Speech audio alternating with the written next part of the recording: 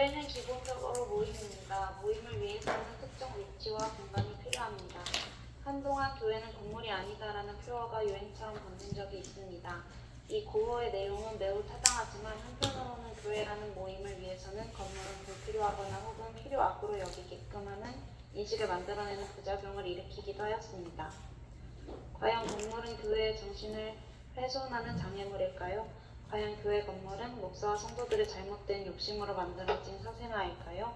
오늘은 교회 공간과 물리적 위치에 대해서 성경적으로 조망하는 시간을 가지려 합니다. 네, 여기 보면 이제 교회는 건물 아니다 라고 하는 구호가 외쳐졌는데 이것 좀 같이 요거는 좀 같이 왜 이런 구호가 외쳐졌을까? 교회는 왜 건물 아니다 라는 이 구호가 외쳐졌을까요? 우리 제다치즈.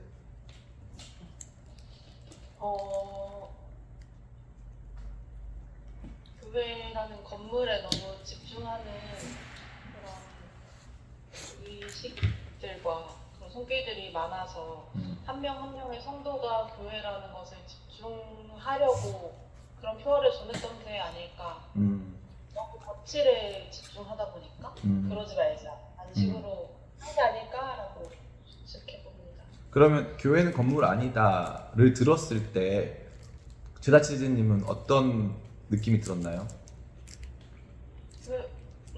저는 교회는 건물이 아니다 라고 하면 성도들이 하나하나의 교회다 이거랑 그냥 연결지어서 생각을 했었어요. 그러면은 교회는 건물이 아니다 라고 했을 때 실제로 제다치즈님과 제다치즈님의 세대에서는 교회를 건물로 여기는 경향이 있었나요?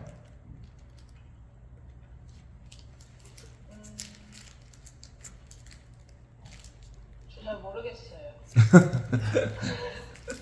그러면 이제 우리 정도란 집사님. 네. 교회가 건물이 아니다 했을 때 정도란 집사님 세대 때만 하더라도 교회가 건물과 이렇게 긴밀히 연결되고 그걸로 말미암아 교회가 건물이 아니다라고 하는 구호가 외쳐질 만큼의 어찌 보면 혼동이 있었을까요? 아니요, 저는 아닌 것 같아요. 저는 사실은 교회가 건물이 아니다라는 표어도 별로 약간 와닿지 않고 그냥 당연한 거 아닌가? 약간 뭐라고 해야 되지? 약간 왜 저런 소리를 부지? 약간 그리고 그거에 대해서 막 엄청 교회가 사실 왜 건물인지에 대해서 엄청 디펜스 치는 것도 그냥 상식 아닌가? 약간 왜 이걸로 이렇게 생각해야 되지? 약간 이런 생각인 거예요. 맞아요. 그러니까 네.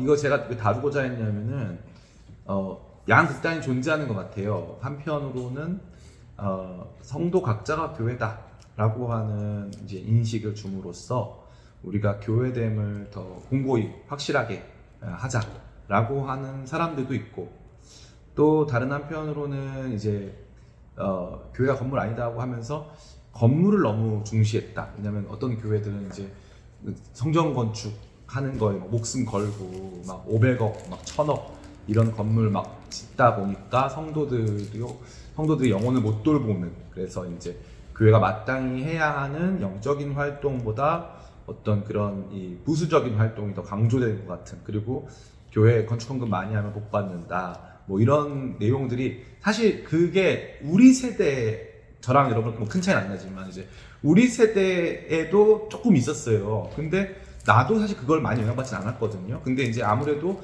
제가 신앙생활 할 때만 하더라도 교회 건물 짓는 게 이 정도로 비싸진 않았어요. 그래서 그리고 되게 한 번쯤 해볼 만한 일이었어요.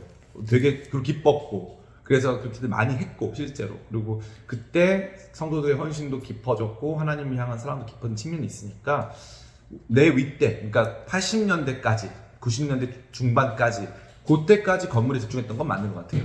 근데 이제 그 이후에 교회는 건물 아니다라고 하는 구호, 다시 말해서 그 시대적 정황이 상실된 상태에서도 교회는 건물 아니다라고 하는 그 구호가 외쳐졌을 때는 아까 우리 최다치즈 자매님이, 최다은 자매님이, 놀려서 미안합니다. 최다은 자매님이 아까 가졌던 저 좋아요. 그 자매님이 가지고 있었던 그런 일반적인 이미지, 그러니까 성도 각자가 교회다, 이렇게 우리가 각자 교회니까 우리 모임이 더 중요하다라고 하는 이러한 인식을 갖게끔 하는 게 이제 저를 비롯해서 좀 최근에 있는 경향이었다. 그러다 보니까 교회 공간에 대한 어떤 이미지는 다소 있어도 되고 없어도 되는, 그러니까 부수적이거나 아니면은 어떤 경우에는 너무 그 교회 공간 강조하면 그거는 조금 이렇게 본질과는 좀 먼 이야기다. 이제 이렇게 우리가 생각하는 것 같아요. 근데 제가 서론에 말씀드린 것과 같이 교회는 기본적으로 모임입니다. 모여야 교회예요. 따로 떨어져 있으면 교회 아닌가요? 맞아요. 교회는 맞는데 이런 거죠. 가족이 따로 떨어져 있어도 가족이죠. 근데 가족은 따로 떨어져도 가족이지만 가족됨을 상실하진 않아요. 그러나 가족으로서 누리는 것들이 적어질 수 있겠죠. 기러기 아빠. 그러면 우리 아빠 한국에서 돈 보내주고 있어. 멀리 있지만 우리 아빠야. 그런데 참된 가족의 모습은 그렇진 않을 것 같아요. 그죠? 우리 교회 안 나오고 있지만 우리 교회 성도, 온라인 성도, 아니면은 예배만 참석하는 성도. 그거 말고 실제로 얼굴도 알고 서로 교제하고 좀 큰 규모에 있지만 그럼에도 불구하고 하나됨을 좀 경험할 수 있는 그런 모임 자체에서는 사람이 모였기 때문에 반드시 거기에 따른 물리적인 수반되어지는 우리의 시간과 공간, 또 그다음에 어떤 특정 위치, 이런 것들이 반드시 소요될 수밖에 없는 것이다. 그러니까 이건 필요하게 아니라 이거는 반드시 필요한 필요 조건이다라는 것을 먼저 우리가 좀 가지고 이 내용들을 살폈으면 좋겠습니다. 자, 이제 하나님의 공간. 하나님은 그렇다면 하나님 백성들에게 공간에 대한 관심이 있으실까 없으실까? 그 내용을 한번 좀 생각해 보기를 원합니다. 우리 정도라 목사님. 네. 하나님의 공간. 하나님은 출애굽 이후 이스라엘 백성들에게 성막을 만들어 거룩하게 구별할 것을 말씀하셨습니다. 당시 이스라엘은 이동 중이었기 때문에 고정된 위치에 예배 공간을 두거나 회집 장소를 둘 수는 없었습니다. 다만 이동 중에 상시로 성막을 설치하여 그곳에서 예배하도록 하셨습니다.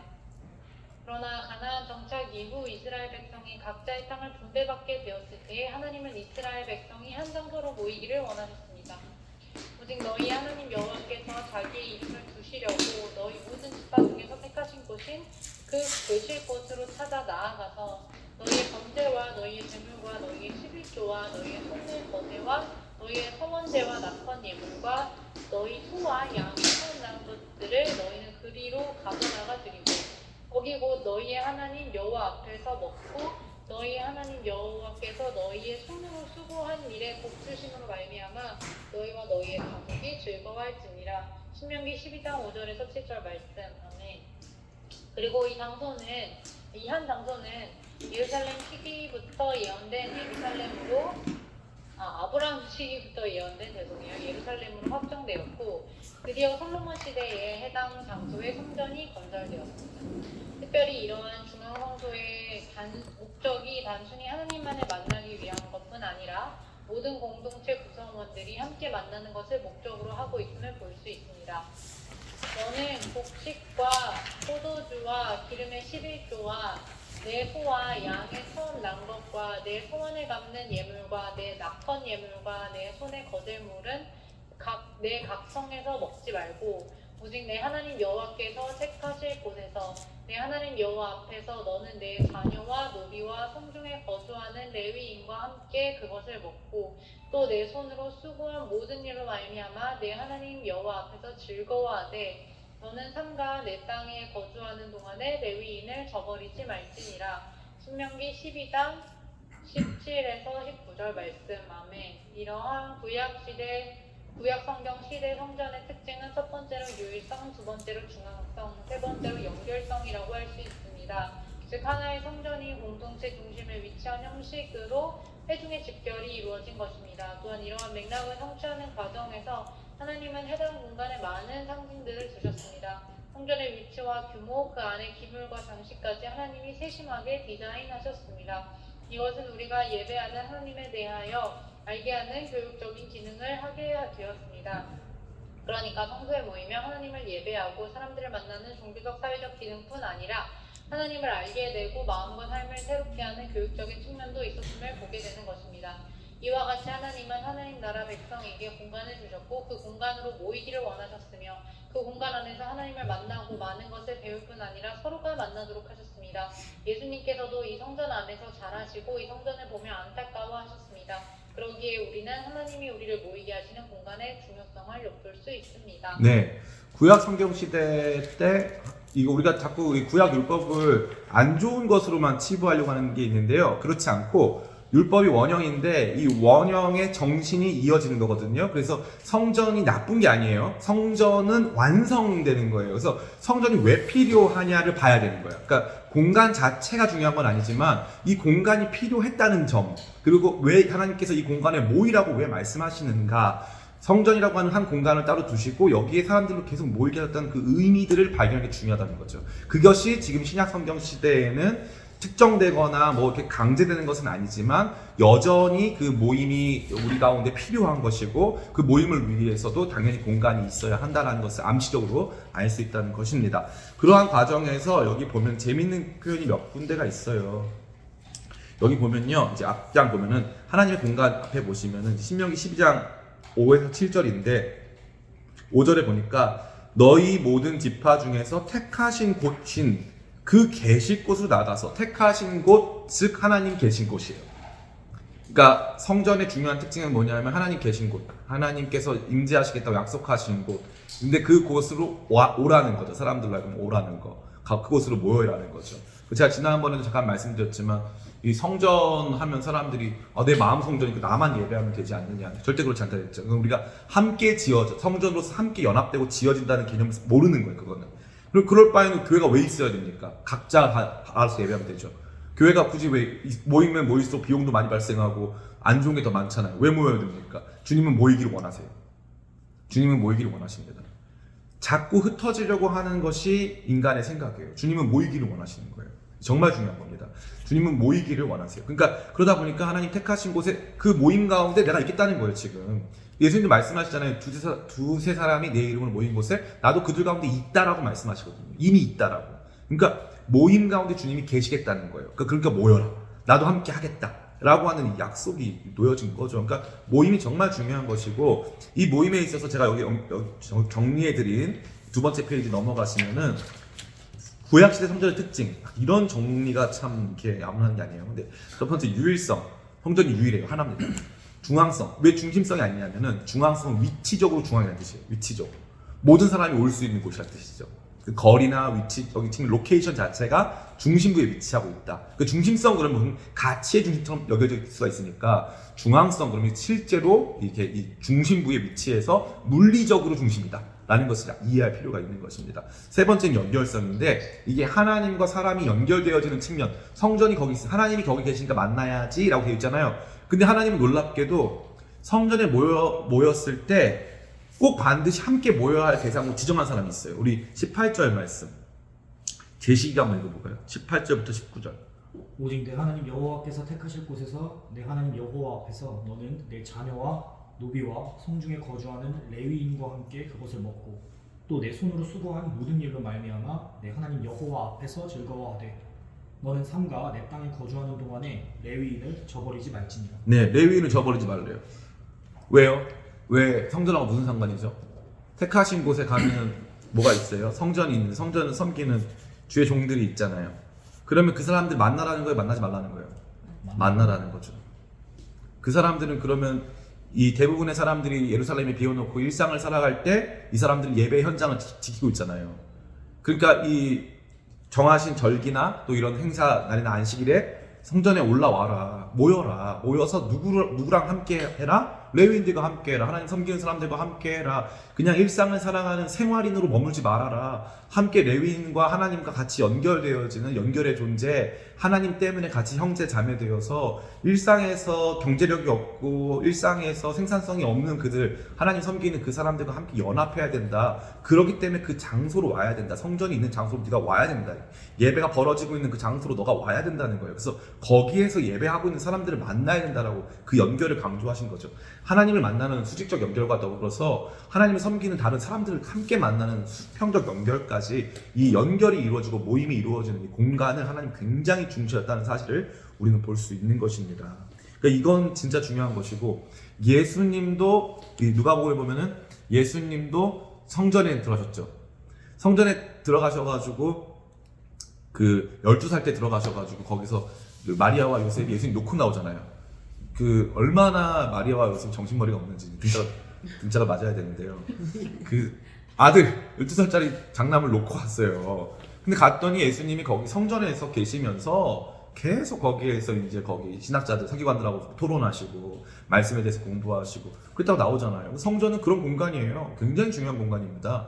완전히 구별된 공간, 하나님께 올려드려지고 그 목적 자체가 예배라고 하는 목적이 이루어져야 되는 공간에 대한 중요성은 구약 성경 시대 때 또 예수님 당대까지만 하더라도 매우 충분했다라는 것을 우리가 알 수 있는 것입니다.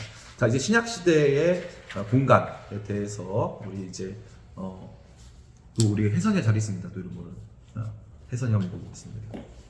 저요? 네, 신약 시대의 공간. 신약시대의 공간.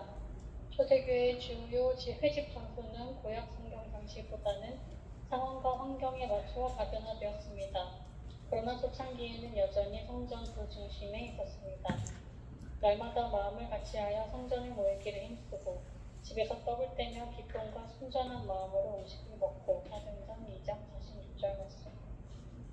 제9시 기도 시간에 베드로와 요한이 성전에 올라갈 때. 사도행전 3장 1절 말씀.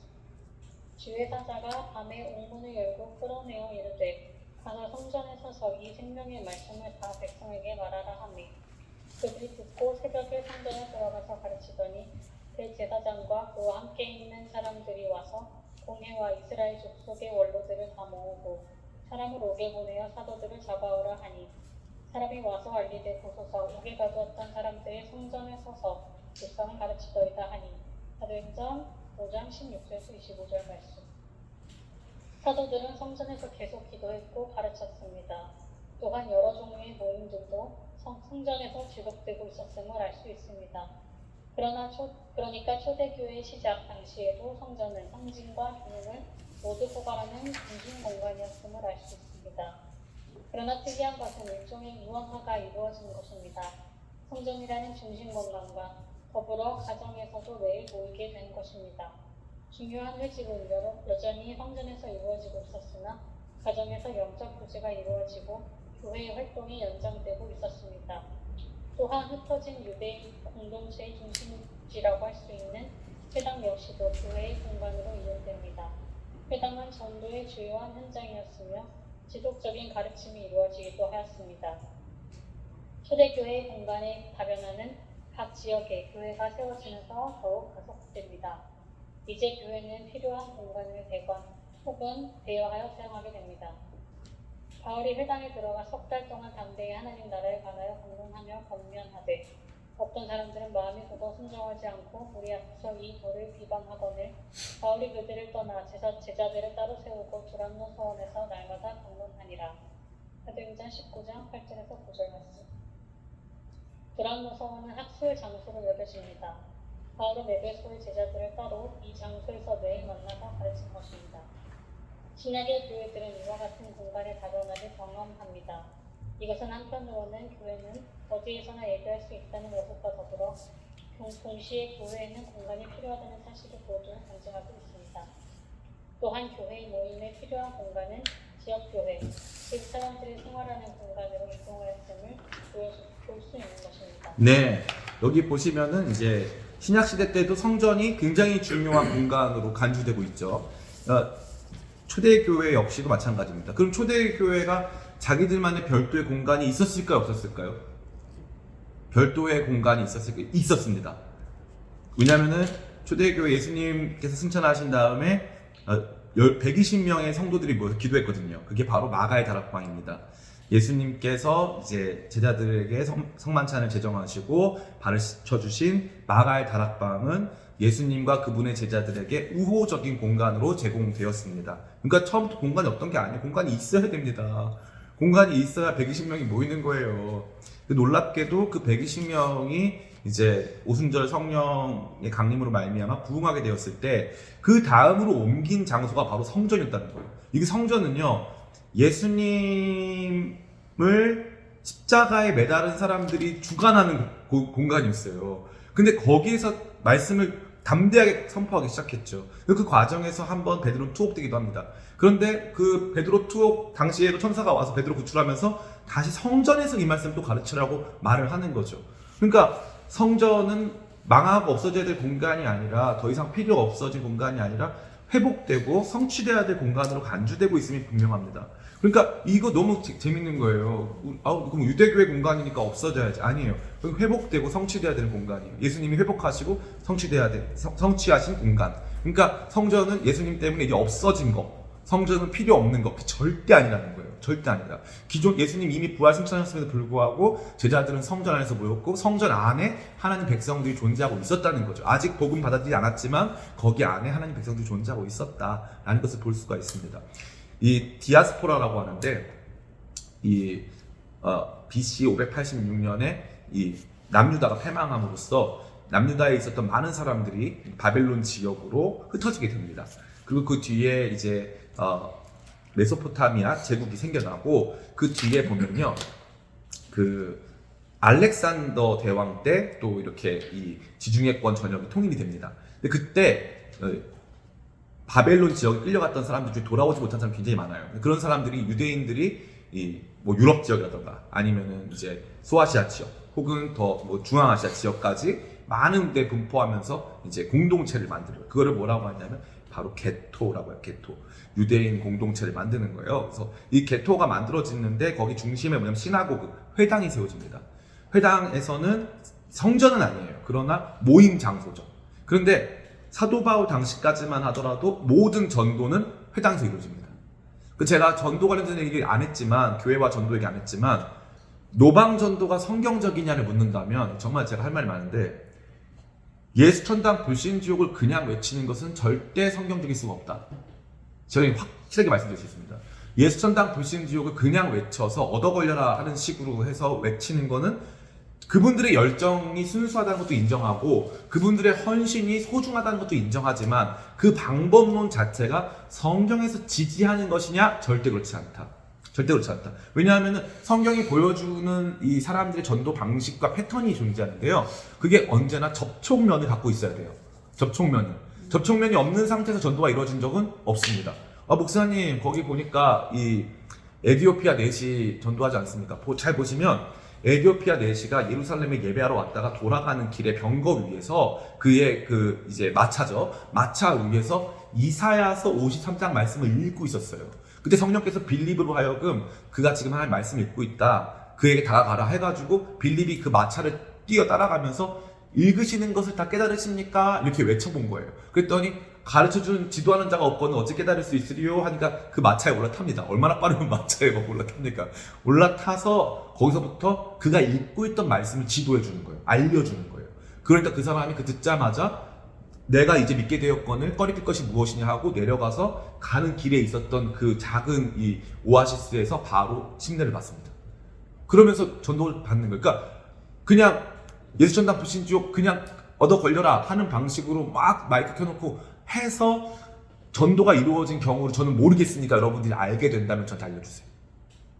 구약 성경적 배경이 없는 상태에서, 그리고 사도 바울이 일단 한번 들어가면 보통 3주 정도를 가서 회당에서 성경 말씀을 가르칩니다. 사도 바울이 어떻게 전도했는지는 사도행전 13장에 다 나와 있어요. 아예 그게 전문이 나와 있습니다. 전도 방식의 전문이 나와 있습니다. 그리고 스데반의 전도 역시도 전도의 전문이 나와 있습니다. 그게 어떤 방식, 어떤 논리로 전도를 했느냐. 사도 바울이 회당에서 전도하지 않은 로방 전도 중에 거의 유일한 사례가 아테네에서 전도를 한 사례인데, 아테네에 있는 이제 그 아고다 아니고 뭐죠? 아레오바고. 거기 가서 전도를 하는데, 그 전도를 할 때 거기가 원래 변증하는 장소예요. 그래서 사도 바울이 성경에 접촉면이 없으니까 그들이 배웠던 헬라 철학과 비극 문학을 중심으로 해서 그 그리스 문화를 중심으로 해서 변증을 시작합니다. 그러니까 이성적이거나 인격적이거나 구약 성경적인 배경이 없는 사람들에게 예수 천당 불신 지옥을 선포함으로써 전도를 한 케이스는 없다 이 말이에요. 이게 정말 중요한 거예요, 여러분. 이거 모르면 안 돼요. 그러니까 버스킹 전도 가능해요. 그런데 문화적 접근까지는 가능합니다.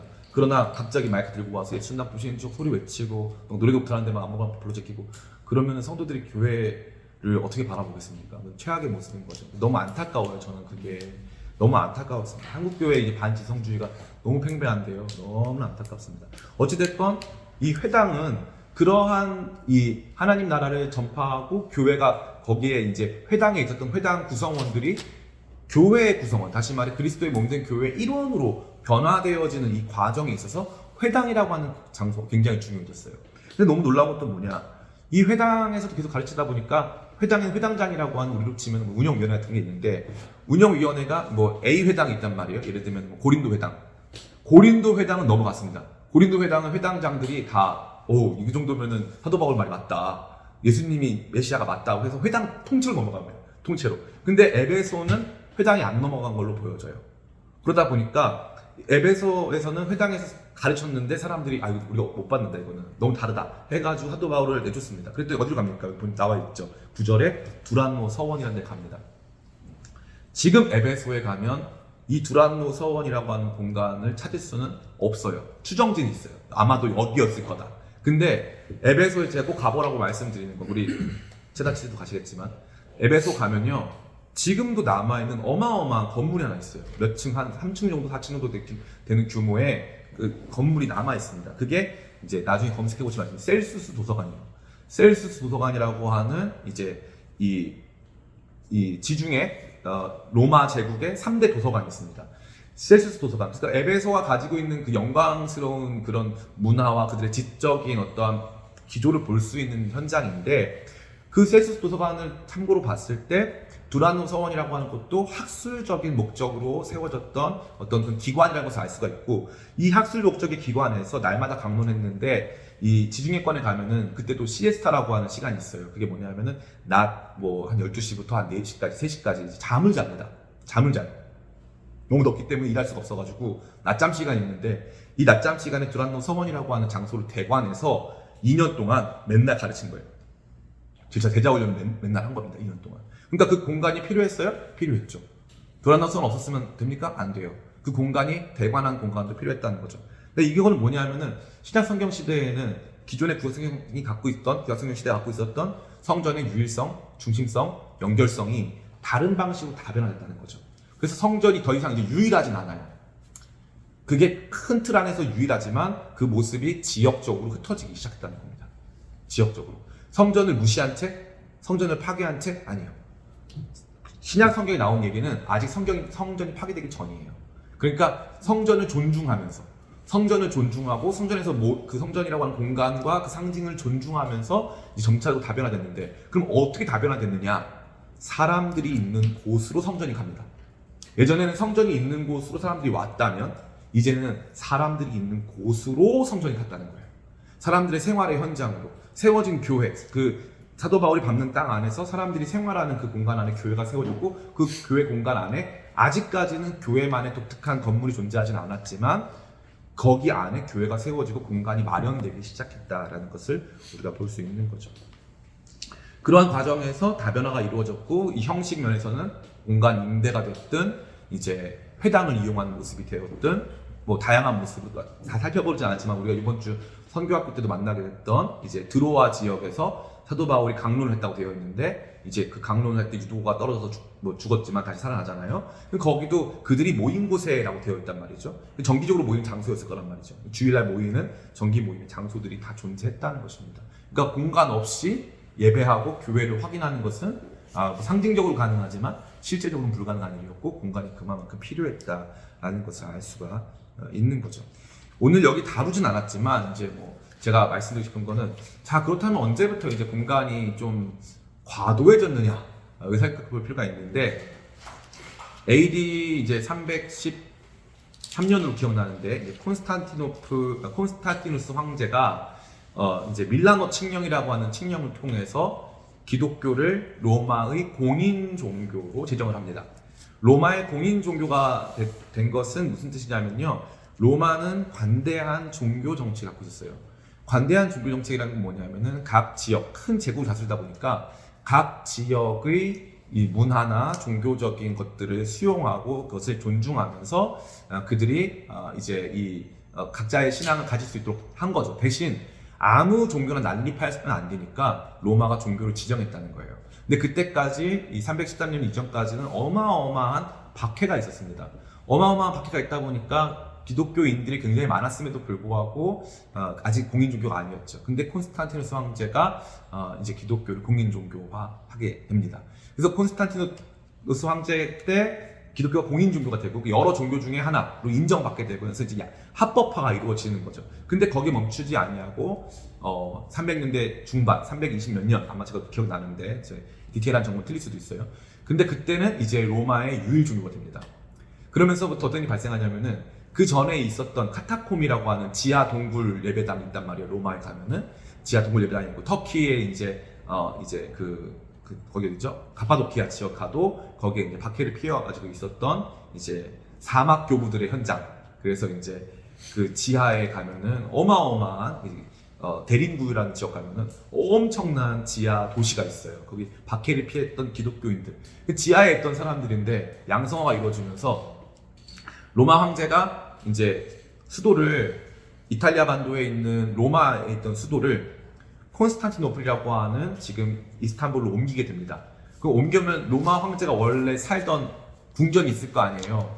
그 궁전의 이름이 라테란 궁전인데 거기를 이제 로마 추기경, 로마 교황, 한마디로 우리로 치면 교황한테 줘요.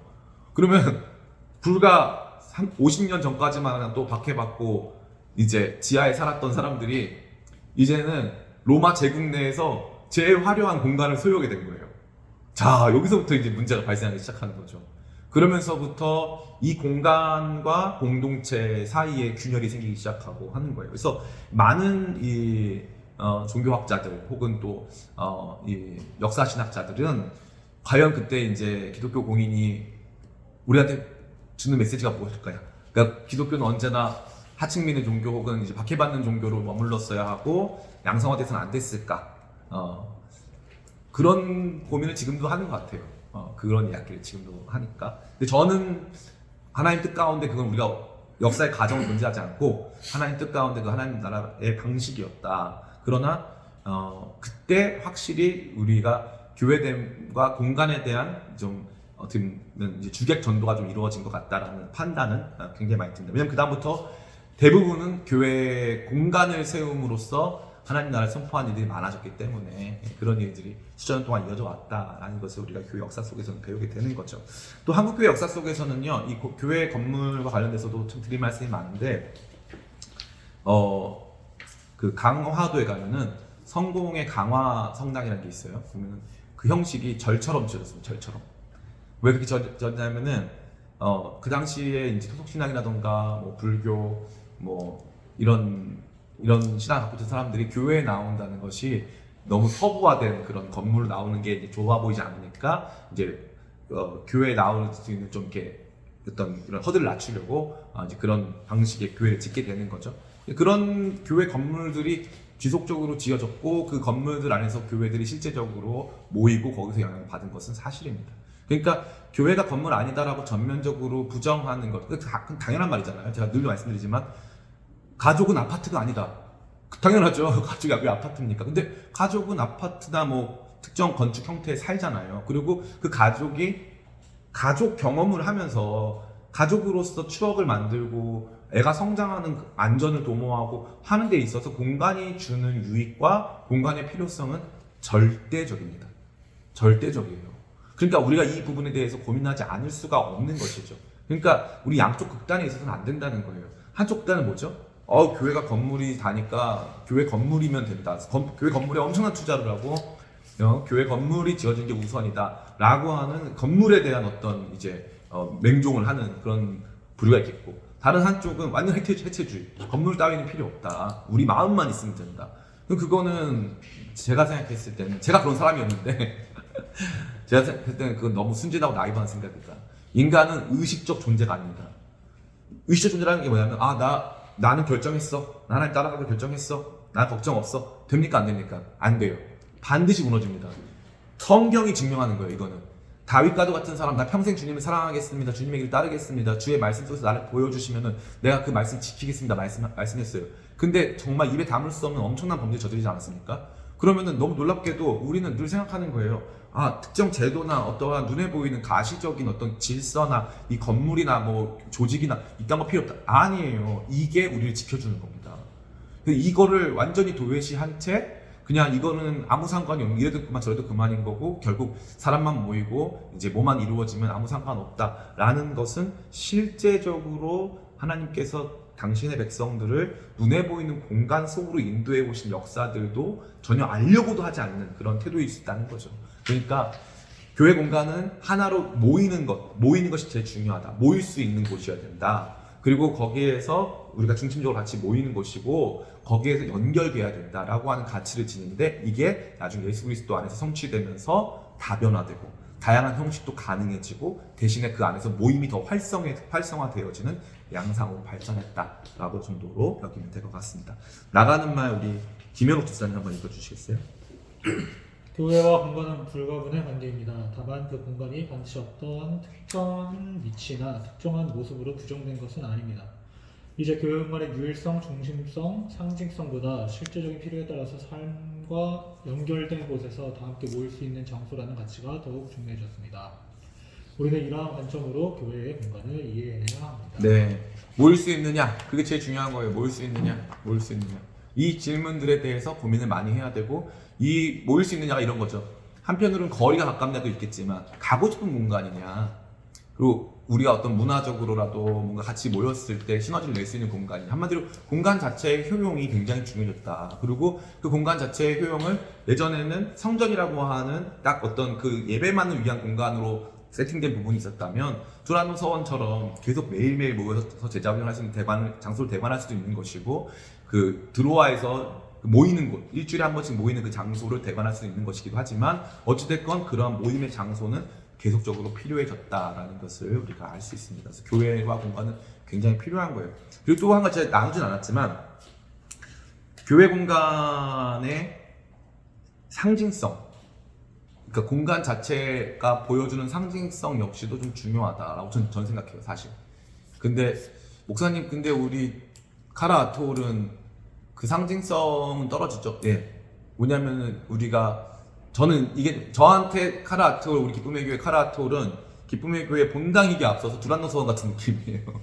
우리가 이제 아직 본당을 정말 완전히 예배 공간으로 우리가 이제 그것만을 주된 목적으로 사용할 수 있을 만한 그러한 이제 여유가 되지 않기 때문에 이거를 이제 주중에도 이용하고 다양한 사람들이 올 수 있는 현장으로 만들어야 되니까 그런 영적인 또 신앙적인 그런 상징들을 많이 배제한 측면이 있죠. 근데 저는 개인적으로 우리가 계속 기도하고 모일 수 있는 여유가 있고 그런 공간을 유지할 수 있는 능력이 있다면 조금은 완전히 영적 공간으로 만드는 것이 언젠가는 더 좋지 않을까라는 생각을 개인적으로 해봅니다. 어쨌건 이 말씀 왜 드리냐면은 재밌게도 그 전라남도 영광에 가면은 전라남도 영광에 순교자가 정말 많이 왔어요. 6.25 전쟁 당시에. 그러니까 우리는 순교가 주로 구한말에 이루어진 줄 알잖아요. 구한말에는 순교자가 거의 없습니다. 놀랍게도. 구한말 순교자들은 대부분 천주교 순교자들이에요. 예. 신미양, 병인박해 뭐 이때. 예. 그때가 다 천주교 순교자들이고 개신교 순교자들은 정말 일제시대 당시에는 거의 없어요. 개신교 순교자는. 그럼 개신교 순교자들은 언제 나왔냐? 크게 두 역사적 지점이 나왔는데 하나가 1948년 이후에 이루어진 신사참배 때 많이 나와요. 근데 뭐 아주 대단히 나오진 않고요. 종교 지도자들 가운데 많이 나오죠. 왜냐하면 신사참배는 일반 개인 신자들하고는 상관이 없어요. 왜냐면 참여 안 하면 그만이니까. 근데 신사참배를 반대를 하는 순간 이거는 이제 큰 박해를 받게 되는 건데, 우리가 아는 손양원 목사님, 주기철 목사님 이런 분들이 반대를 한 거죠. 예. 우리 고신 측에 우리 갑자기 성악가 누구죠? 유명한 분 계신데 그런 분, 한상동 목사님 이런 분들이 이제 신사참배 반대를 했기 때문에 박해를 받은 거고, 또 한 가지 이제 크나큰 대규모의 순교자는 6.25 전쟁 초창기, 그 다음에 이제 이른바 해방 공간이라고 하는 1945년부터 1950년 6.25 전쟁 사이에 우리나라 정세의 격변기 속에서 이제 주로 공산주의자들에 의하여서 많은 이제 개신교 성도들이 죽임을 당하죠. 저는 꼭 영광에 가보셔라. 영광 가면 이제 굴비도 먹을 수 있지만 그런 좋은 역사 현장이 있다. 근데 거기 제가 이 말씀 왜 드리냐면은 진짜 재밌는 게 통합 측에서 만든, 장신대에서 만든 순교 기념관이 있어요. 가면요 들어가면서부터 막 조각 딱 돼 있고 정원이 딱 정리가 돼 있고 그걸 묵상할 수 있는 그런 모든 장식물들이 딱 있고요. 공간 자체가 예술입니다. 들어가서 막 가면은 막 이렇게 딱 들어가가지고 이제 꼭대기 친 다음에 영화를 마지막에 보여주거든요. 그러면 순교 당시에 이제 그런 영화까지 시청을 하는 거예요. 그러면은 이런 일이 있었구나. 되게 문화적으로 큰 충격을 받습니다. 근데 합동 측은 거기 옆에 가면은 이제 거기에 이제 갑자기 그 교회 이름 까먹었는데 그 영광 그 옆에 딱 가면은 그 염산교회라는 교회가 있어요. 염산교회를 딱 가면은 뭐 이래 기념관이 뭐 있다위야 이래요. 근데 갑자기 이제 허름한 분이 나오세요. 나와서 이제 그분이 되게 조악하게 전시된 그 전시물들을 보시면서 이제 설명을 해줘요. 이거는 뭐 그 당시 담임 목사님이셨던 누가 사용하시던 뭡니다. 눈물이 막 오겠어요. 그러니까 통합 측은 상징물을 엄청 구현을 잘해요. 그리고 통합 측 또 기장 측, 그 진보적인 쪽은 이거를 건물과 뭐 동선, 디자인, 상징물, 그림, 음악 이런 걸로 표현을 엄청 잘합니다. 근데 우리 합동 측은 그딴 거 없어요. 그냥 엘리베이터 입고 올라가면 막 이렇게 뭐 뭔가 난립된 이렇게 막 저기 뭡니까 거기 전시물들이 쫙 펼쳐져 있고 대신 사람이 와서 입을 털어야 돼. 이거 사람이 와서 영상 이런 거 없어. 사람이 와서 입을 털면은 눈물이 주르르르. 근데 저는 약간 어떤 타입이냐면 아무리 우리가 주르르르지만 그래도 진짜 멋있는 감동적인 그림이라도 하나 좀 있고 좀 그래도 저는 십자가를 달자는 입장이거든요. 저는 우리 교단은 달리 십자가 달아야 된다는 입장이에요. 저는 솔직히. 근데 예배 공간과 관련해서도 상징물이 철저히 배제됐다. 저는 그거는 왜냐면 하나님도 성전 만드실 때 하나님이 다 조형물 만들라고 하셨거든요. 그래서 성전 앞에 이제 야긴과 보아스라고 하는 떠받드는 건축 구조물이 아닌 상징적 구조물을 세우라고 하셨어요.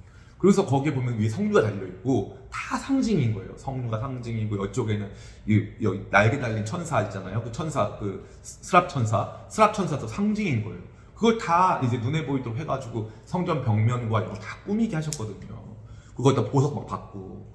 근데 우리는 언젠가부터 그렇게 꾸미고 이런 거는 본질 아니다 라고만 해가지고 되게 투박하게만 하는 게 맞다고 생각하는데 저는 개인적으로는 그 투박하다 할지라도 그래도 교회 공간은 좀 상징물들이 있었으면 좋겠다. 그리고 그런 예술적인 것들을 표현해낼 수 있는 공간이면 좋겠다라고 하는 그런 생각은 가지고는 있습니다. 그래서 제가 충분히 나누진 않았지만 교회 공간 안에는 교회 공간으로서 좀 계속 쓰일 수 있는 공간이 사실 가장 이상적이다. 그러나 기쁨의 교회는 여러 정황상 그걸 구현하지는 못했다. 그리고 현대 크리스찬들의 트렌드라던가 이런 것 쪽으로 많이 좀 우리가 양보한 측면이 있다라는 정도로